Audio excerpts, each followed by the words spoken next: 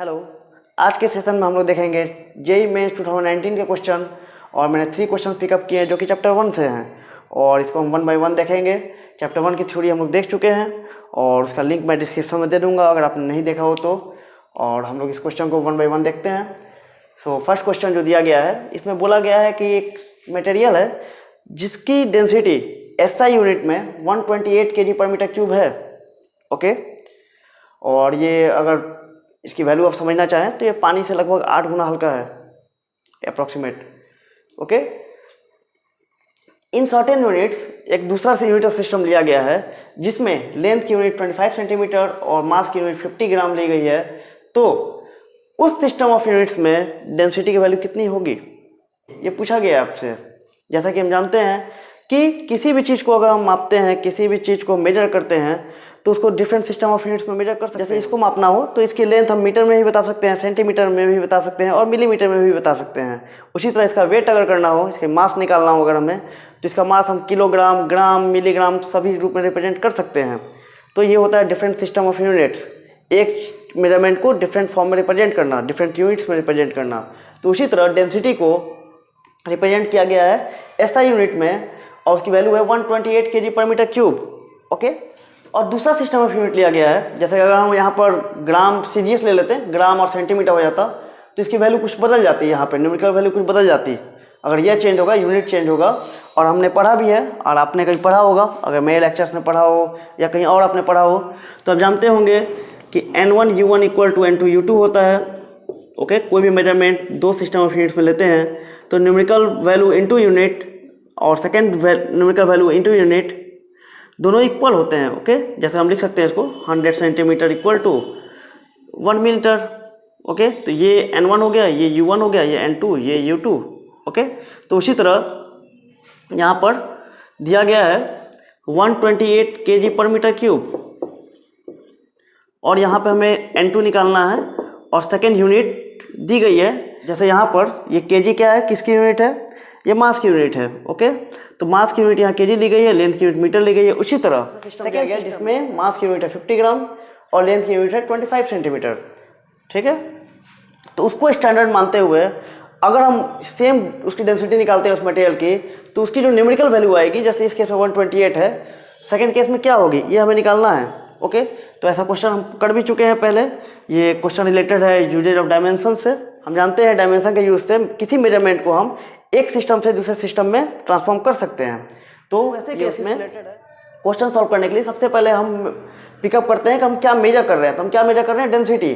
तो सबसे पहले डेंसिटी का डायमेंशनल फॉर्मूला लिखेंगे हम। ओके, और ये सही है, कोई दिक्कत नहीं है, लिख सकते हैं हम। तो डेंसिटी का डायमेंशनल फॉर्मूला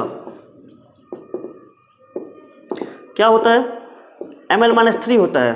अगेन आप इसको डेंसिटी का डायमेंशन नहीं बोलेंगे, डेंसिटी का डायमेंशन होगा 1 in मास -3 in लेंथ और डेंसिटी का डायमेंशनल फॉर्मूला होगा ml-3। कई लोग मिस्टेक करते हैं इसको और हमने इसके बारे में बात की है लेक्चर के दौरान। चलिए आगे बढ़ते हैं।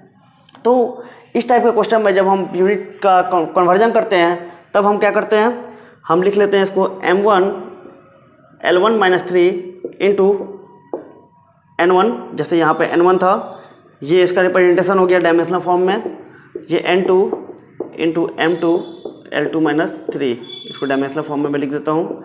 ओके, चलिए N2 = N1, जनरली N2 ही निकालना होता है, इस केस में भी N2 निकाल रहे हैं हम। ये हो जाएगा M1/M2 to power 1, L1 to power -3 है, ये इधर नीचे आएगा L2 टू पावर -3, दोनों की पावर -3 है, -3। ओके, तो L1/L2 to power -3, got it. चलिए आगे देखते हैं। N1 हमें पता है, N1 क्या है, 128 है। M1 क्या है, the unit of mass in first system and this is the SI system and in SI system the unit of mass is kilogram, so this will be kilogram here. M2, the unit of mass in second system and the unit of mass in second system is given as 50 gram. Okay, so you will put here 50 gram power 1 L1 is the unit of length in the first system and in the first system this is the SI system and the unit of length is meter and in this case this is 25 centimeter is given. Okay, this -3 128, ये kg है, kg को हम change करेंगे gram में, this is 1000 gram by 50 gram change क्यों किया? क्योंकि cut कर सके हम इसे। This is 100 centimetre, this is 25 centimetre, to power -3, this 4 बार में कटेगा, ये 20 टाइम्स में कटेगा। तो this is 120 upon into 20, 128 into 20, and this is 4 to power -3, that means 1/4 into 4 into 4। और इसको आप काटेंगे, 4 into 4 16, 16 into 8 128, 4 into 2 this is 40। So N2 value मिली 40। तो इस सिस्टम ऑफ यूनिट्स में जिसमें कि मास की यूनिट 50 ग्राम है और लेंथ की यूनिट 25 सेंटीमीटर है, अगर उस मटेरियल की डेंसिटी आप मेजर करते हैं तो आपको डेंसिटी मिलेगी 40 times the unit. Okay, so this will be answer. तो नेक्स्ट हम मूव करते हैं सेकंड क्वेश्चन पे। क्वेश्चन नंबर 2 बोला गया है कि in SI units the dimensions हमें निकालना है। अगेन देखिए, जेई ने भी मिस्टेक किया है। हम पहले बात कर चुके हैं कि जब भी डायमेंशंस होता है, जब डायमेंशंस लिखा जाए तो डायमेंशंस नंबर होता है। तो जब इसने डायमेंशंस पूछा है तो उनको यहाँ मेंशन करना चाहिए था डायमेंशंस नंबर्स के फॉर्म में। Okay, so they had made a mistake. उन्हें यहाँ लिखना चाहिए द डायमेंशनल फार्मूला ऑफ, तो ये ज़्यादा बेटर होता। बट जनरल फॉर्म में ये कस्टम हो चुका है कि डायमेंशंस और डायमेंशनल फार्मूला को एक्सचेंज करके लिखा जाता है, बट सही नहीं है ये। फिर भी चलिए जैसा दिया गया आगे बढ़ते हैं हम। सो हमें निकालना है dimensional formula of epsilon not और म्यू नॉट। ओके, ये रिलेटेड है आपका इलेक्ट्रिसिटी एंड मैग्नेटिज्म से। तो अगर आपने पढ़ा होगा तो इसके बारे में डिटेल आप जानते होंगे, मैं इसके बारे में ज़्यादा बात नहीं। ऐसे टाइप के क्वेश्चन जिसमें आपको generally epsilon not mu naught दिया रहे, एक रिलेशन है, आप याद कर लेंगे तो आपके लिए आसानी होगी। विदाउट उस रिलेशन के भी आप क्वेश्चन सॉल्व कर सकते हैं, बट वो रिलेशन आपको क्वेश्चन को काफ़ी आसान कर देता है। और वो रिलेशन है कि 1/√, epsilon not and mu naught का डायमेंशन होता है c के बराबर। c क्या है? c स्पीड ऑफ लाइट है। तो इसका डायमेंशनल फार्मूला या इसका डायमेंशंस कहें, इसके डायमेंशन के बराबर होगा। ओके, तो अब इस क्वेश्चन को हम इस फॉर्म में कन्वर्ट करेंगे पहले। तो कैसे करेंगे? हमें नीचे क्या चाहिए? Epsilon not mu naught. तो आप एप्सिलॉन नॉट से मल्टीप्लाई कर दें नीचे। ओके, तो एप्सिलॉन नॉट एक्स्ट्रा हुआ तो ऊपर भी आप मल्टीप्लाई करेंगे। तो ये आपका ऑलरेडी गिवन था। ओके, मैंने इसमें एप्सिलॉन नॉट से गुणा किया, एप्सिलॉन नॉट से भाग किया। ये अब पेयर में है तो बाहर आ जाएगा एप्सिलॉन नॉट, और ये नीचे बचेगा 1/μ0 एप्सिलॉन नॉट। और आप देख सकते हैं ये सेम चीज़ है जो यहाँ पर है। आप इसको ऐसे भी लिख सकते हैं, epsilon naught into 1/μ0 epsilon naught. अब ये एग्जैक्टली सेम है, तो इसका डायमेंशंस बराबर होगा c के डायमेंशन के। इसका डायमेंशन क्या होता है? LT-1। सो इसका अगर डायमेंशंस निकालते हैं हम, epsilon not mu naught. Okay, तो ये किसके बराबर हो जाएगा? अब एप्सिलॉन नॉट के डायमेंशन के मल्टीप्लाइड c के डायमेंशन के। ओके, एप्सिलॉन नॉट का डायमेंशन कैसे निकालेंगे अब? तो एप्सिलॉन नॉट अगर जानते होंगे, ये परमिटिविटी है, परमिटिविटी ऑफ वैक्यूम। और इसका आपने पढ़ा होगा बिल्कुल, कूलम्ब्स लॉ आपने बिल्कुल सुना होगा। कूलम्ब्स लॉ क्या होता है? ज़्यादा मैं डिटेल में नहीं जाऊँगा। अगर दो पॉइंट चार्जेस दिए गए हैं, रिमेंबर पॉइंट चार्जेज, ओके, जो कि Q1 Q2 हैं, और उनके बीच का सेपरेशन अगर R है और वैक्यूम है यहाँ पर, तो इन डैट केस जो फोर्स होता है, कूलम्ब फोर्स, वो होता है 1/4 epsilon not. Okay, Q1 Q2/r²। यही एप्सिलॉन नॉट यहाँ दिया गया है। तो एप्सिलॉन नॉट का अगर डायमेंशन आपको चाहते हैं तो ये हो जाएगा एप्सिलॉन नॉट 1/4 Q1 Q2/r²। ठीक है, तो इसका डायमेंशन हम यहाँ निकाल लेंगे। अब एप्सिलॉन नॉट का डायमेंशन हो जाएगा बराबर 1/4 f। 4 is a constant dimension less होता है। तो हम नेक्स्ट निकालेंगे f का डायमेंशनल फॉर्मूला होता है mLT1/2। Okay, Q1, Q is a charge, और चार्ज होता है, Q का डायमेंशनल फॉर्मूला होता है IT। Okay, this is IT, but यहाँ पे A यूज किया गया है, कभी I यूज किया जाता है, कभी A यूज किया जाता है। तो हम A यूज करेंगे यहाँ पर, A for ampere. So AT, okay, ये AT, क्योंकि दोनों सेम है Q1 Q2, क्योंकि दोनों ही चार्ज हैं, इसलिए AT। ये कहाँ से आया? तो आप जानते होंगे current equal to charge by time. So charge equal to current into time, और करंट को यहाँ A से रिप्रेजेंट किया गया है। सो AT r² डिस्टेंस के L, लेंथ को हम डायमेंशनल फॉर्म में L से रिप्रेजेंट करते हैं। सो यहाँ तक ठीक है। चलिए, कुछ कटेगा? नहीं कट रहा है। दिस इज m⁻⁻1 L³ ऊपर जाएगा -³ L minus three, T minus two, ये टी स्क्वायर ऑलरेडी है, ये ऊपर जाएगा स्क्वायर होगा तो T to power four on A square. So answer will be M minus one, M minus one कहीं देखिए, M minus one, M minus one, M minus one. Okay, तो ये दोनों तो नहीं होगा हमारा, M minus one, L minus three, L minus three देखेंगे नेक्स्ट, एल माइनस थ्री कहीं नहीं है, यानी मेरा ही आंसर गलत है, देखना होगा मुझे कहाँ गलती की है मैंने। एल माइनस थ्री तो होना चाहिए, ओ सॉरी मैंने यहाँ पर सी का डायमेंशंस नहीं लिया है, यह एल टी माइनस वन से मल्टीप्लाई होगा और ये पूरी फॉर्मूला मल्टीप्लाई होगा एल टी माइनस वन से। So this will be M minus one, L minus two, T to power four, एक घट जाएगा यहाँ पर थ्री, और this is A square. Now M minus one, L minus two, L minus two, L minus two इसमें है, ये भी नहीं होगा, ये आंसर होना चाहिए हमारा M minus one, L minus two, T का cube, A square. So this will be answer. Okay, तो ये दोनों क्वेश्चन हमने कर लिए। ये क्वेश्चन सेट 2 में आया था जनवरी 2019 जेई मेंस में, और ये क्वेश्चन 2019 में सेट 1 पेपर का। नेक्स्ट क्वेश्चन हम लोग देखते हैं, ये है एरर इन मेजरमेंट्स का, और इसकी थ्योरी भी हम देख चुके हैं। इस सब की थ्योरी हमने काफ़ी डिटेल में देखी है, काफ़ी अच्छे तरीके से देखी है। अगर आपको समझने में प्रॉब्लम हुई है कहीं, आई थिंक नहीं होनी चाहिए, बट अगर हुई है तो इसका लिंक डिस्क्रिप्शन में है, जो मैंने थ्योरी पार्ट इसका कवर किया है, आप उसको देख लें। और देन सॉल्यूशन फिर ना देखें, आप खुद से सॉल्व करें, वो काफ़ी आसानी से सॉल्व होगा। ओके, सो नेक्स्ट मूव करते हैं हम क्वेश्चन नंबर 3 पे, इसको आप नोट कर लें। Now let's move to the question number 3। अब क्वेश्चन नंबर 3 है, in the density measurement of cube the mass and edge length are measured as 10 plus minus 0.10 kg and length जो है 0.10 प्लस 0.01 metre respectively, the error in measurement of density as. ये question error से related है, और error में हम बात कर चुके हैं, या आप जानते होंगे कि कोई भी मेजरमेंट एक्यूरेट नहीं होता है। जब भी आप कोई मेजरमेंट करेंगे उसमें कुछ ना कुछ एरर आएगा, और जैसे आपने लेंथ का मेजरमेंट किया उसमें कुछ एरर आएगा, जब मास का मेजरमेंट करेंगे उसमें कुछ एरर आएगा, और उससे रिलेटेड क्वांटिटी जब आप कैलकुलेट करेंगे, जैसे कि डेंसिटी कैलकुलेट करने के लिए आपको मास बाय वॉल्यूम करना पड़ता है, वॉल्यूम लेंथ पर डिपेंडेंट है, और पूरी डेंसिटी मास और लेंथ दोनों पर डिपेंडेंट हुई।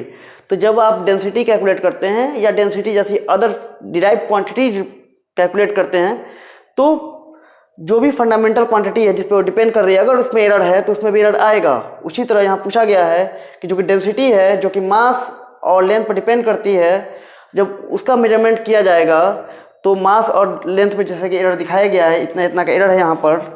ओके, तो डेंसिटी में कितना एरर आएगा वो हमें बताना है। तो देखते हैं इस क्वेश्चन को। ये क्वेश्चन अप्रैल 2019 सेट 2 में पूछा गया है जेई मेंस में। चलिए देखते हैं। मास गिवन है 10.00 plus minus 0.10। Okay, and length given है, डेंसिटी का फॉर्मूला होता है मास बाई वॉल्यूम, और ये हो जाएगा मास बाई लेंथ का क्यूब। तो डेंसिटी में एरर निकालना हमें, तो डेल्टा डी बाई डी क्या हो जाएगा, डेल्टा एम बाई एम के प्लस यहाँ पर पावर 3 है तो 3 से मल्टीप्लाई हो जाएगा, ये डेल्टा एल बाई एल। ये कैसे आया, नहीं समझ में आया आपको कि ये कहाँ से आया?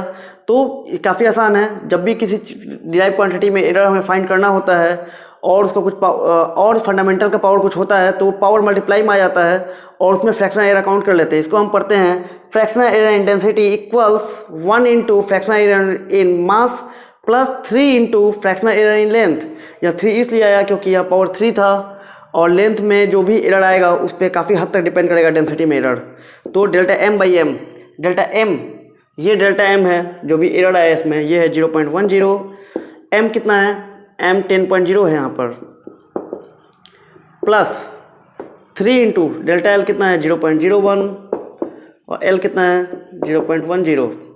ओके, तो आगे बढ़ते हैं हम। ये कितना हो जाएगा 0.10, तो ये पॉइंट हट जाएगा यहाँ पर 10/1000। ओके, ये हो जाएगा 1/10। ओके, चलिए आगे करते हैं। ये कट गया यहाँ पर, और ये हो जाएगा 0.01 और ये हो जाएगा 0.3। Okay, this is 0.31। ओके, तो डेल्टा डी बाई डी आपको मिला 0.31, और आप देख सकते हैं यहाँ पर कि डेल्टा डी बाई डी जो कि 0.31 आया है, ये क्या है, फ्रैक्शनल एरर इन डेंसिटी है। ये क्या है, फ्रैक्शनल एरर इन डेंसिटी है, और फ्रैक्शनल एरर इन डेंसिटी जो कि डिपेंड करती है मास में एरर पे और लेंथ में एरर पे। इसमें मास का कंट्रीब्यूशन मात्र 0.1 का है, और इसका कंट्रीब्यूशन, मास का कंट्रीब्यूशन मात्र 0.01 का है, और लेंथ का कंट्रीब्यूशन 0.3 का है। यानी 30 टाइम्स। आप देख सकते हैं यहाँ पे कि लेंथ जो है, लेंथ में एरर जो है वो 30 टाइम्स ज़्यादा कंट्रीब्यूट कर रहा है जो कि मास में एरर है। तो इससे साबित होता है कि जिसका पावर ज़्यादा है फंडामेंटल क्वांटिटी में, जिसका ही पावर ज़्यादा है वो जो क्वांटिटी उस पर डिपेंड करती है उसमें सबसे ज़्यादा एरर प्रोड्यूस करेगा वो। ओके, आगे आते हैं क्वेश्चन पे। सो हमें मिला 0.31। ये क्या है? फ्रैक्शनल एरर है। ये हमारा आंसर नहीं होगा क्योंकि हमें निकालना है error in measurement of density, fractional error नहीं निकालना है। तो एरर कितना होगा? Delta D equals delta D by D हमें मिला है 0.31। आगे ये क्या हो जाएगा? Delta D equals D into 0.31। D क्या है? डेंसिटी है। डेंसिटी क्या होगा? Mass by volume, mass by volume into 0.31। मास कितना है? 10 ग्राम और 10 kg। देख लेता हूँ मैं 10 ग्राम है या kg? 10 kg है। ओके, तो 10 kg। डिपेंड वॉल्यूम, वॉल्यूम क्या है? मीटर में है, मीटर में है 0.10। ओके, तो 0.10 इंटू 0.10 इंटू 0.10 और ये क्या हो जाएगा? Metre cube multiplied into 0.31। चलिए आगे देखते हैं। ये क्या हो गया? ये मल्टीप्लाई होगा तो 3.1 divided by 10 into 10 into 10 100, 10 into 10 into 10 1000 हो गया ये। तो 1000 इंटू पावर -6, तो ये हो जाएगा 3.1 into 10⁻3। That means 3100 kg metre per cube का एरर आएगा। और ये काफ़ी बड़ा एरर है, काफ़ी बड़ा एरर है ये। यानी कि अगर केवल डेंसिटी हम निकालते हैं कितनी होगी ये, तो डेंसिटी आएगी हमारी 10 kg अपॉन 0.10 0.10 0.10 और ये हो जाएगा 10 इंटू 10⁻³ यानी 10⁻4 kg पर मीटर क्यूब। तो यानी कि डेंसिटी जो है इसकी वो है 10,000 किलो kg पर मीटर क्यूब। फॉलोइंग क्वेश्चन, जो ये क्वेश्चन दिया गया है उसके हिसाब से जब हमने कैलकुलेट किया तो एरर आएगा 3100 kg पर मीटर क्यूब और ये एरर होगा 10,000 kg पर मीटर क्यूब में, 31% का एरर। और जब हम ऑप्शन देखेंगे तो हमें कोई ऑप्शन इसी से मैच करता हुआ नहीं दिख रहा है। और ये क्वेश्चन गलत भी किया गया था जेईई मेंस की तरफ से, उन्होंने बोला था ये क्वेश्चन गलत है। कहाँ मिस्टेक हुई पता नहीं, हो सकता है उन्होंने प्रिंटिंग मिस्टेक की हो, कुछ इसमें मिस्टेक हो या इसमें मिस्टेक हो, इसलिए हमें कोई मैच नहीं कर रहा है। बट तरीका यही होगा, अगर ये डेटा आप रखते हैं तो उन्होंने ऑप्शन गलती किया है, अगर उनका ऑप्शन सही है तो उन्होंने कुछ डेटा में यहाँ मिस्टेक की है। हो सकता है यहाँ सेंटीमीटर देना था उन्हें, हो सकता है वहाँ ग्राम देना था, कुछ करना होगा उन्हें, वी डोंट नो। तो ये तरीका हुआ क्वेश्चन सॉल्व करने का, जो भी ऑप्शन हो चैप्टर से है। तो ओके, तो इसको आप नोट करें। नेक्स्ट सेक्शन में हम लोग और क्वेश्चन देखते हैं जो कि नेक्स्ट चैप्टर से है, वेक्टर से।